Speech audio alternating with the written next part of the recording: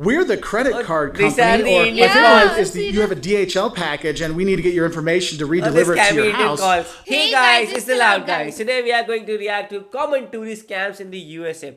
And the thing is, like, many US shows and everything make fun of Indians of scamming US people. Like, okay, we have like fake call centers and like that, also the fake tech guys who all like scam people. And also there are many channels, and I also love watching those channels that are catching all those scam callers. And so like that is kind of known. And also if you see in India also, there are very other kind of scams, like in which like people try to trick you into getting some money out of the tourists. But what are the common tourist scams in USA? That will be very interesting to see, because in USA I have seen most people mind their own business and they are mostly into it. So who will come out and scam to you? So this is very strange to me. So let's see. Yes, let's see that what will be there in this video, because whenever you are like, okay, whenever you go to some place, some other country especially, so you are always alert of everything, that someone might not, scam you, someone might not steal anything from you and everything. Not only in other country, but even if you go in some unknown city as well, so you will be alert. So yeah, let's see what are the scams that happens in USA, because we have seen a lot of videos of this kind, that famous tourist places to visit and what to do, what not to do in those tourist places. So now this is going to be about scam. So let's see what are the scams of this. So if you guys are new to this channel, don't forget to subscribe to the channel. So let's watch this video. Hey there, fellow travelers. Mark here with Walter's World, and today we're here at Bandelier National Monument in New Mexico. And today we're going to talk about some of the scams that travelers might see when they do come here to the U.S. Now, don't read anything into us. The national park system in the U.S. is no scam. It is a fantastic thing. Make sure you go out and enjoy the nature of the U.S. But before we enjoy the nature, we might have to go through some scams when we do travel for the U.S. And so let's get started. First kind of scams I want to talk about are phone scams. Now, if anybody in the US is watching this video, you know that you get those robocalls a few times a day on your phone. Like, I'm gonna be surprised if I don't get one while I'm filming this video. And basically what it'll be is the FBI is calling you, or your insurance policy is due, or we're the credit card company, or my favorite one is you have a DHL package and we need to get your information to re-deliver it to your house. Look, anytime it's a robot talking to you, just assume it's a scam. Because I know a lot of people, when they come to the US, they'll get a chip for their phone and they'll just have a US phone number here. And believe me, you will get those calls. And the thing is, if you get a call saying you have a package or the FBI, and you're like, whoa, what's going on here? Look, none of those companies are going to call you like that. Yes. No one is ever going to ask you for your credit card over the phone because of robocall stuff. So just hang up on them, okay? Just hang up and just don't worry about it, all right?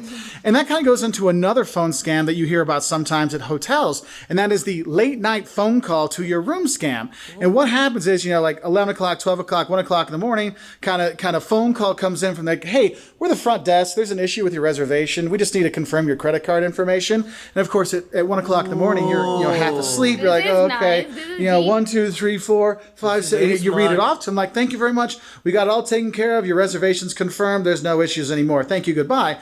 And it sounds very professional, and you totally believe it. Now, the thing is, your hotel will never call you to your room and ask you for your credit card number, all right? And if you are worried about this, that it's not legit, or it is, just say, look, I'm going to call the front desk back. You hang up on them, and then dial the front desk right away. You're like, hey, front desk, did you just call me about these things? And then if they say, yes, it is, then go to the front desk and give them the credit card stuff information there. Do not give it over the phone. Now, another scam you might want to look out for is if you're going to an ATM or you're getting gas, or you're putting your credit card into an open space, meaning like a public kind of area, you might see that there are actually those ATM skimmers, like they skim your credit card. So if you ever see an ATM, there seems like there's like an extra set of lips on it, or there's some other extra accoutrement that doesn't seem like it fits, that could be something there. So do have a heads up. I always, when I put my PIN number in, even if there's no one around, I still hide my PIN number when I do that. You should do the same thing, because there could be a camera, there could be the skimming stuff and things like that. So you do want to be careful. I mentioned about ATMs and gas stations because those are things that are outside a lot of times. So if you're worried about it, pay inside for your gas, or go inside the bank and ask for and get money from their ATMs that are inside the bank versus outside. Nice. Now, it doesn't happen all the time, but it's just one of those things you might want to be aware of. Now, the next few scams are ones you're going to see on the street when you're walking around, especially in more popular tourist cities like New Orleans or Memphis and stuff like that. What? I know in New Orleans, the most common one you're going to hear is, I bet you $10 I know where you got those shoes. That scam basically is, you bet that there's no way you know where I bought my shoes. No, it's where you got your shoes, all right? And so you're like, oh, I'll bet you $10, I'll bet you $20 you'll never guess where I got my shoes. No way. And then the guy goes, you got those shoes here in New Orleans, Louisiana. And you're like, oh, damn, you're right. I do got my shoes right here. Don't fall for that one. Just be like, hey, I got these shoes, and then insert the town you're in, and be like, thanks, man, and walk on by, because you know what? You know that scam. Another scam that's very similar is the I bet I know your name scam. And what will basically happen is they'll talk to you and say, look, I bet you $10 I can guess your name. Okay. And you're like, no, you'll never be able to guess this. Like, I tell you what, I'll guess your last name based on your first name, okay? And you're like, oh, they'll never guess that. Or I'll spell your last name just based on your first name. And basically what ends up happening is you end up giving your first name thinking that they're betting on your last name when it's just your first name they're going for, and they win that way. And the thing is, in those two scams, whether it's the, I know you got your shoes, or I bet you I can say your name, they're just using word games to confuse you and trick you, and they get your money that way, okay? Because if you don't pay them, they're going to come after you, and it gets really annoying. But you just walk away. If you see a cop, just say, hey, this guy's bothering me. That'll get them away from you. So have a heads up for that. Another thing that I consistently see tourists fall for everywhere in the world, including the US, is the shell game or the card game. You know where there's like 3 shells or 3 cards and they're moving them around like this? Yeah. I've seen it in movies all the time. Yeah. People fall for it all the time, and I don't know why. Because like, look, that guy won, and it seems so easy to do. Well, the person that won is, 1, either a plant, okay, they have that, or 2, they specifically let certain people win, like some little kid and something like that win, so then people go, oh, if they won, I can totally win, and you go in with your $50 to try to win, and boom, it disappears and you lose. So don't fall for that scam. Now, one of my most annoying scams I see out here, which one I think is really dishonest and disingenuous, is whenever you go to a famous site and there's the photographer, the professional photographer scam. I saw this a lot in Vegas. There's a guy or a lady that's standing right by the Las Vegas sign, and they make it look like they're the only people that can really take the good shot of the Las Vegas sign. And so you'll be like waiting in line, like, oh, I'll take the picture for you, and you think they're there from like the Las Vegas Tourism Bureau or something like that. They're not. Anybody can take a picture of that sign. Anybody can take a picture of Mickey and things like that. What you got to realize is those people are there to kind of scam you, to get you to pay $20 for a picture that you can take with your phone. Okay, so if you're at a famous site and people are like, oh, we can do your pictures for you, no. You're good to go. That's why you have the reverse, so you can do the selfie picture, okay? Or what's crazy, you could ask some of the other tourists that are there if they'll take a picture for you and save yourself the $10 or $20 or the headaches, okay? So just realize that no one has the right to like block off the rest of the Las Vegas sign or block that great view of the Statue of Liberty because they're a professional photographer. No, it's open to anybody to take their picture. Nice. Now, another scam you might see in some places, it's not necessarily an illegal scam, but it's still annoying. The pedicab scam you might see some places. Basically, the pedicabs can charge you anything. Make sure you're negotiating before you get in, because they might have a thing inside that says, oh yes, we have a fee, but then there's other fees like the city tax and then your fat tax or whatever. They might have some stuff in there, which they can do, but you want to make sure you negotiate that price before you get in the cabs, the pedicabs. You're like, look, how much is this going to be? We have a habit of that. If you say it's $10, it's just going to be $10. Okay, we're good to go. Then you're okay, because you just hop in and you ride on the ride. Well, the thing is, you're agreeing to their terms of service by being in the pedicab, so you got to be careful with that. Another scam you'll see sometimes in really popular areas is a Wi-Fi scam. Look, if you go to a hotel and you're staying at the Hilton, make sure you get the H Hilton, Wi-Fi signal. There might be a Hilton hotel or some other thing that's not quite the same kind of Wi-Fi signal. Make sure you ask the hotel, what is the Wi-Fi signal that I need to hook up to that's secure? Because if you're ever on an unsecured Wi-Fi signal, your phone will tell you, your computer will tell you, this is an unsecured line, this is unsecured Wi-Fi.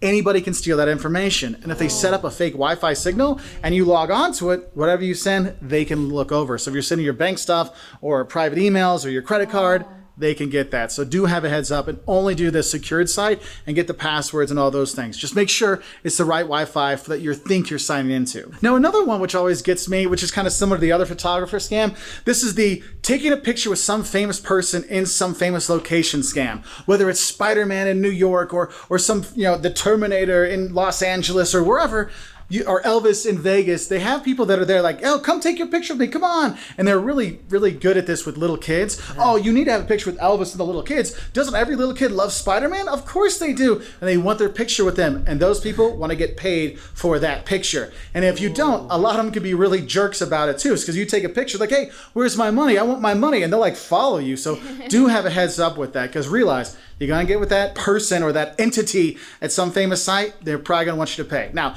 Mickey's not going to make you pay if you're Mickey Mouse at Disney World. No, they're not going to do that. It's when you're out in public and things like that. Now, the next kind of scams I want to talk about are the taxi scams. And a lot of these are same everywhere in the world, but it's always good to remind yourself of some of these taxi scams. So obviously the biggest one is the taxi goes the long way around. So, for example, in Las Vegas, there's two ways to get to the Strip. There's the short way that's cheaper, or there's the long way that goes a little bit more and costs you a bit more money. And you will have taxis that sometimes do that go the long way to get somewhere. So what I always recommend is, have your phone, have your GPS, and so you know, where you should be going. Actually. Also, talk to the hotel to ask them how long should it take, how much should it cost in general, so you have an idea of how much that taxi should be to get from the airport or the train station or the bus station or wherever to your hotel, okay?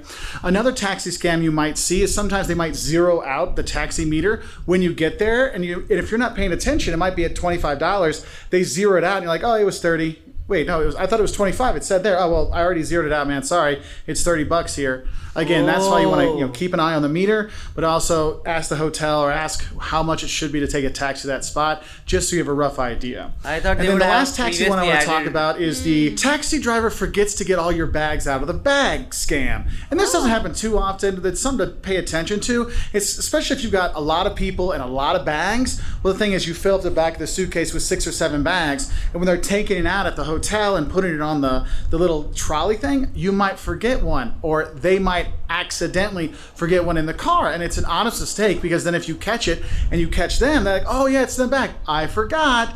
These kind of things do happen. So what I always recommend is when you get to the hotel, make sure you're out there with the taxi driver getting the bags off and just paying attention. Yeah, you can help them out, or you're just watching to see them put it on there, because these things do happen. And why lose a bag for no apparent reason other than they forgot it in the back of the taxi? Now, another scam I want to talk about is if you're in big cities like in Chicago, you'll have the "can I have $1" scam. And basically what this is, a guy will come up to you and say, hey, you got $1 for me? And if you say, yeah, I got $1 for you, they're like, oh, can I have some more? And they'll kind of bother you for more money.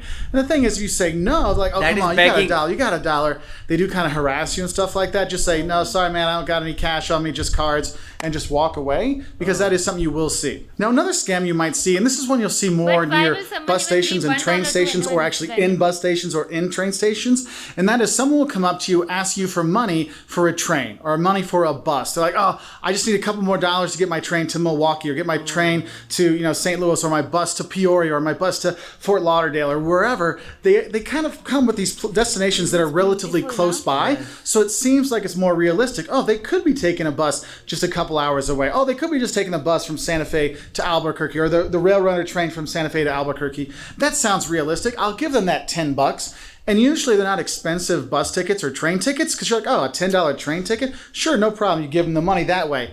They're doing this to get your money. If you really want to help these people out, you got to go up and say, look, I would gladly go and buy the bus ticket for you. I would gladly go buy that train ticket for you and go and buy it. Don't give them the cash to buy it. You go do that. And that's when you really see that it's actually just a scam. They're just trying to get your money from you.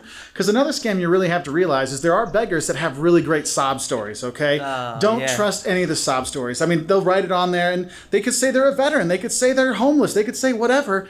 There's no guarantee that that's there, okay, that these are really true. So you really have to be, think about, do you mind giving the money to no apparent reason? Because not every beggar is begging for just means, okay? So have a heads up for that. And that's why there's some scams you might see with people begging, like at overpasses or at the exit of a Walmart or a big box store. You might see a person holding a sign up, hey, need money, lost job, whatever. And the thing is, if it's a high traffic area, there's a lot of people that go through, might not notice them, and they might get a couple dollars here and there. And those people actually can make some really good money doing that. So just realize, if you want to help them out, offer them, hey, I can get you some food, I can get you something from the Burger King nearby. And we've had it where we've done that for people, and they're like, no, I don't want Burger King, I don't want your food, I want your money. Well, if they're going for the money only, you know that it's probably not a legit thing. So have a heads up for that. Now, another kind of, not really begging, but kind of going along with that bus and train scam kind of thing, is you might have it where someone comes up and say, hey, I ran out of gas, I just need a few bucks to fill up my tank, and I can get to the next town over. It's always the town next over. Like, it's not Santa Fe to Albuquerque, it's like someplace in between there, like a middle place, like a kind of relatively close place. And so you're like, oh, that close? No problem. Here's $5 for gas. No big deal. Look, that's most likely going to be a scam as well, okay? Now, another scam you might see in the bigger cities, to deal if you're doing a rental car or something like that, or you're driving around, is the pay to park kind of thing. Now, you already pay parking, right? You're in that garage, you're in that parking lot, you paid on the street and your coins or whatever for the parking meter, but there'll be somebody coming up and say, hey man, I need a couple bucks to make sure your car is okay. And the thing is you can give them a couple dollars. There's no guarantee they're going to watch your car anyway, but if you don't give them money, there might be some key marks on the side of your car when you come back, and that can be a real pain, especially if it's a rental car. And another kind of scam you might see, and this is becoming less and less, and all these scams are getting less and less, just so you know, but I want to make sure you're aware of them, is one is the rental car company finding some like dent that wasn't there. To get around that, what I do, every car I rent, I will go around with my camera and take pictures of anything on there. I'll do a little video walking around the car, so if there's anything there, hey, I have the video from before, I have the proof to kind of fight against that. Now, if you're in the bigger chains, so the Nationals or Enterprises or Hertz, usually that's not really an issue, but if you're in a smaller one, that's where some more of the issues have come. So have a heads up for that. And then to finish off, I think I should just talk about, you need to know the usual kind of scams that you do see anywhere in the world. The pickpockets do exist at busy sites and on public transportation, so have a heads up for that. There's always those distraction scams, getting the mustard on here so you take your bag off to clean it off and they take your bag without you realizing it, or the bird poop scam, which does the same thing. There's those kind of things you have to watch out for. And of course, it's not really a scam, but just one of the bad things about being a tourist in the US. The bad service you're probably going to get at a super over touristy destination, because they know there's going to be more tourists coming every single day, so your service might not be as great as it should be when you're traveling in the US. Okay, so by this video we know that this kind of scams that happens in India, it happens everywhere, not only in India. Like there were many of the scams in this video he talked about that happens in India as well. I can say that beggar scam, then photography scam, and then taxi scam, that taxi driver take a long route just to charge more money from you. So these are all the kinds of scam that happens everywhere, I can say.